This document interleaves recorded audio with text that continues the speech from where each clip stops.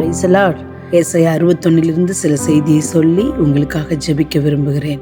கர்த்தராகிய தேவனுடைய ஆவியானவர் என் மேல் இருக்கிறார் என்று சொல்லி இந்த வசனம் ஆரம்பிக்கிறது. இந்த வசனத்திலே கர்த்தருடைய ஆவியானவர் உங்களை அபிஷேகம் பண்ணுகிறவராக, உங்களுடைய இருதயத்தின் காயங்களை கட்டுகிறவராக, சிறைப்பட்டவர்களுக்கு விடுதலையும் கட்டுண்டவர்களுக்கு கட்டவிழ்த்தலையும் கூறுகிறவராக வருகிறார். நீங்க இந்த நேரத்திலே எங்க உங்களுக்கு கட்டுகள் இருக்கிறதோ, உங்க வாழ்க்கையில் சிறை இருக்கிறதோ, உங்களுக்கு கட்டவிழ்த்தல் அதாவது விடுதலை தேவைப்படுகிறதோ, இந்த நேரத்திலே ஆவியானவரை நோக்கி பாருங்கள். ஒரு வினாடி நாம் ஜெபிப்போம். அன்பு தகப்பனே, எங்கெங்கெல்லாம் உம்முடைய மக்கள், பிள்ளைகள், ஏழை பெண்கள், விதவைகள் கட்டப்பட்டு நொறுக்கப்பட்டு நொறுங்குண்ட இருதயத்தோடு இருக்கிறார்களோ, சிறையில் இருக்கிறார்களோ, அவர்களுக்கு இந்த நேரத்தில் நீர் விடுதலையை தர வேண்டும் என்று நாங்கள் ஜெபிக்கிறோம்.